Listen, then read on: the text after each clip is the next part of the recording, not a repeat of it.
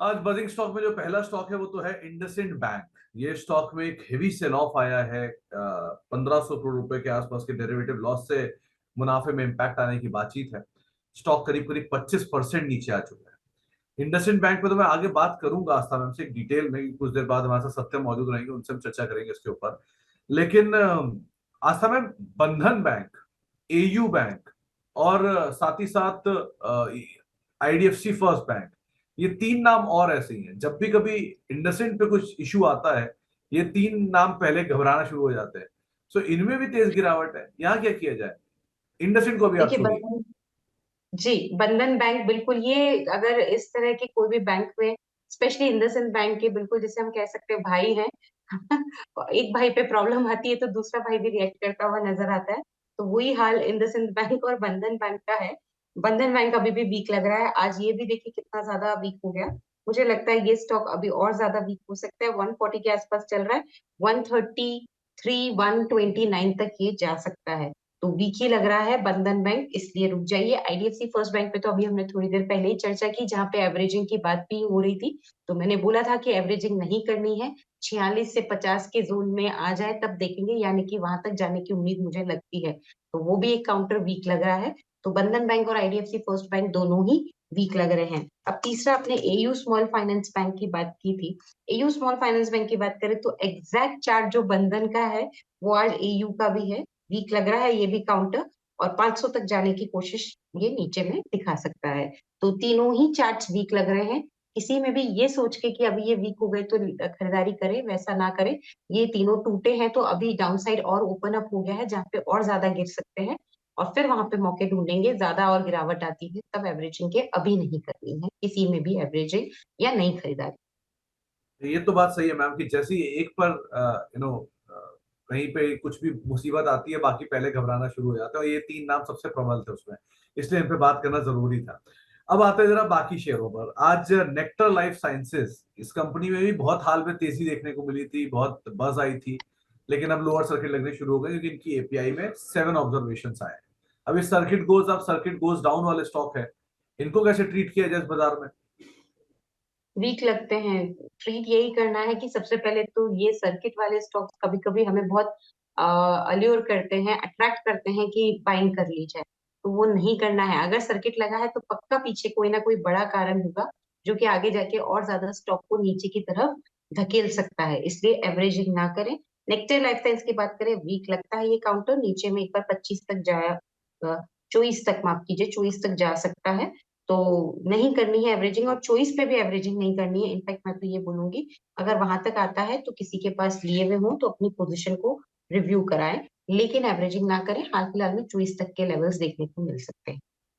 Okay ma'am, एक और ऐसे ही नाम है जो कई बारी कई दिनों से बुला रहा है निवेश करने के लिए, लेकिन जाना चाहिए कि नहीं वो आप बताओगे। वो है जेंसॉल इंजीनियरिंग।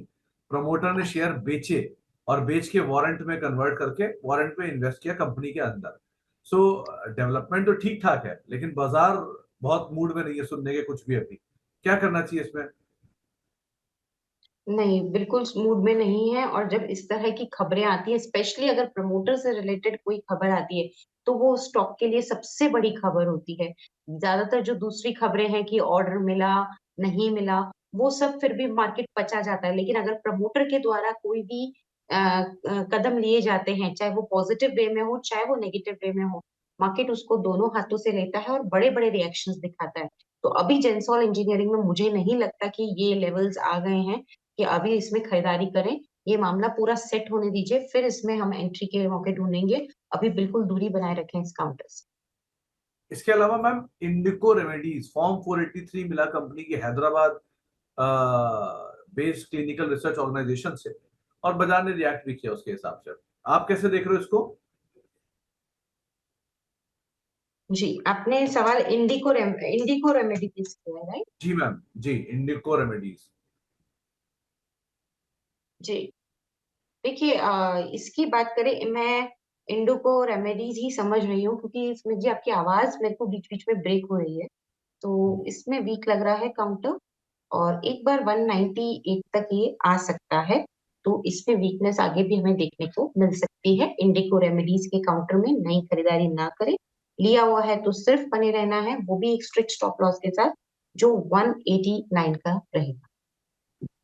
तो आपके लिए राय यही है कि आप मतलब वीक साइड पर दिखाई पड़ रहा है इंडिको रेमेडीज। मैम एक नाम है बीईएल का, भारत इलेक्ट्रॉनिक्स लिमिटेड, कंपनी को ऑर्डर मिला है और ऑर्डर 843 करोड़ रुपए का। ऑर्डर के बाद शेयर है तो ऊपर, लेकिन ये एक ऐसा स्टॉक है जो जब से निफ्टी का हिस्सा बना है तब से इसके बुरे दिन शुरू हुए हैं। करना क्या चाहिए इसमें? नहीं, सही बात है, ये स्टॉक फिर भी अच्छा लग रहा है, देखिए चार्ट्स पे। ऑल्दो बहुत ज्यादा गिरावट हमने देखी थी इस काउंटर पे, लेकिन फिर भी अच्छा लग रहा है आज के दिन में, या आने वाले टाइम में एक बार 280 से 85 का जोन बस क्रॉस कर दे, तो फिर ये वापस से और अच्छा तेज हो जाएगा, जिसमें नेक्स्ट लेवल मुझे लगता है आराम से पहला तो 300 और उसके बाद 315 के देखने को मिलेंगे। बने ही रहना है इस काउंटर पे undoubtedly, with a stop loss of 260। तो 260 का एक स्टॉप लेके आप पोजीशन के अंदर यहाँ पर बने रह सकते हैं। इसके अलावा मैम HEG, ये एक और ऐसा नाम है जहां पर न्यूज फ्लोज है और न्यूज फ्लोज के बीच में स्टॉक में एक अच्छी बढ़त आते हुए दिखाई पड़ी है। ग्रोथ अपॉर्चुनिटीज फंड कंपनी के अंदर एक इन्वेस्ट करने जा रहा है 250 करोड़ रुपए के आसपास का, वो इनकी एक आर्म को इन्वेस्ट करेगा। आप कैसे रीड कर रहे हो HEG को? देखिए एचईजी में बिल्कुल ये काउंटर में तेजी लगती है, बढ़िया चार्ट फॉर्मेशन है, बढ़िया ब्रेकआउट आज इसने अच्छा भी दिखाया है, अच्छा लग रहा है ये काउंटर। अब ये जो नेक्स्ट पड़ाव दिखाता हुआ नजर आएगा, वो पहला तो 430 का रहेगा, और उसके बाद जो दूसरा लेवल रहेगा वो 465 का रहेगा। बिल्कुल होल्ड करना चाहिए, और मेरे सबसे थोड़ा सा नीचे आता है तो नई बाइंग भी कर लीजिए 405 के जोन में। स्टॉप लॉस 380 का जरूर रखेंगे पोजिशन। तो स्टॉप लॉस 380 का मेंटेन करके आप पोजीशन के अंदर बने रह सकते हैं, ये आपको एक राय दी गई। तो ये जो सब स्टॉक थे जहां पे खबरें हैं और खबरों का असर आपको आता हुआ दिखाई पड़ रहा है, तो इन पे बात करना अदरवाइज जरूर। बजिंग स्टॉक को फिलहाल यही समेटेंगे।